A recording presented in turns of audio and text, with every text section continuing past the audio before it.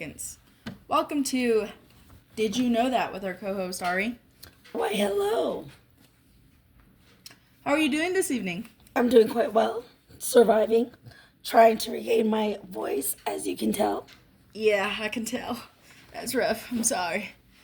I'm not doing too well either. Well, hopefully rest will sort us out. Before we begin this new segment, I'd like to shout out our sources to our listeners. Metric Systems, Cyber Attack Alert, the invisible enemy could be sitting next to you. Next, Red Flag Alert, titled 6 of the Most Significant Frauds in History. Then, YouTuber Tom Scott and his video, How the First Ever Telecom Scam Worked. Finally, BBC News, How Napoleon's Semaphore Telegraph Changed the World. With that, let's begin the episode. All right, let's get this party started. Welcome back to Did You Know That in Paris, May of 1837, two brothers Francois and Joseph Blanc were the first people to commit telecommunication fraud. Telecommunication? What is telecommunication?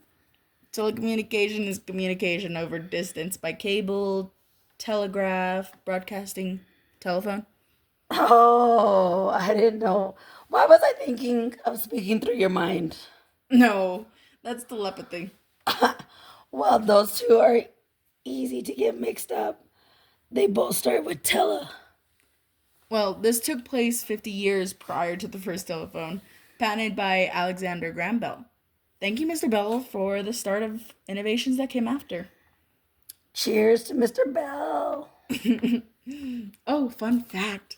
The telephone company in Santa Fe, New Mexico was originally called Mountain States. Wow. Later became known as Mountain Bell, but after many name changes, you may recognize their current name as CenturyLink. I like that fun fact. Never knew that about CenturyLink. How interesting. Yep, mind-blowing.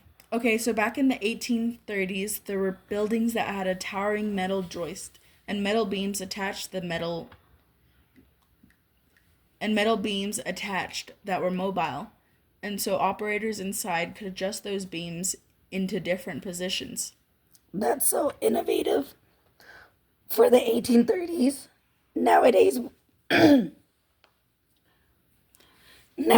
we don't even go anywhere without our phones or can't even remember a family member's number by heart. Oh, yes, these operators had to memorize every position. This was so that they could decrypt the positions and send it to the next tower over. Oh, actually, I'd like to mention as well, France also had the longest connecting semaphore tower lines in the world. The network spanned all across France. This line of towers consisted of 534 stations covering over 5,000 kilometers. Sheesh.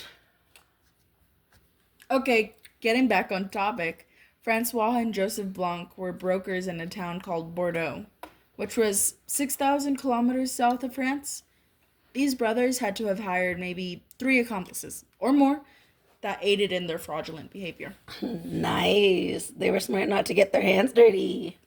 Well, when you think about it, they needed somebody at the Paris Stock Exchange. The brothers created a system where that person would watch those numbers, send out a parcel of clothes, and depending on the packaging color, the next person who worked in a semaphore tower would receive that package and send out a purposeful mistake through the line of semaphore towers. The third person kept a watchful eye a few miles away from Bordeaux, who knew how to decrypt the positions and could look out for these mistakes in the semaphore towers and report which signal was sent. I wonder what type of messages they were sending. These towers were meant for official government messages only. So, if you weren't a government official, you wouldn't know what these codes mean. Yes, we also know that they bribed the semaphore tower operator in Tours, Paris, because as this person retired, I believe he was on his deathbed, he had confessed to Paris police of their crimes to let go of his guilt. It always comes back to the money. Yep. They were the perfect partners in crime, especially during the New York Panic of 1837, which was actually the start of our Depression, where banks lent out too much money and unemployment was on the rise. So this was a perfect. Yep, they were perfect partners in crime, especially during the New York Panic of 1837. This was actually the start of our depression, where banks lent out too much money and unemployment was on the rise. So this was the perfect opportunity for the brothers. More money, more problems. I see the brothers were definitely in the right place at the right time. You'd be correct. The brothers never truly paid for their crime as well. Back then, there weren't any laws against using the semaphore towers illegally, so after 2.5 years, when they were caught, they only had to pay the court fees. Which I assume back in their times was close to a pound to nothing. They certainly got away with most of their profits, that's for sure. However, unfortunately, the men who worked in the semaphore towers that assisted the brothers weren't so lucky, as it was very illegal to be bribed as a government official, although their punishment wasn't openly discussed. Wait, how did they get caught? The brothers?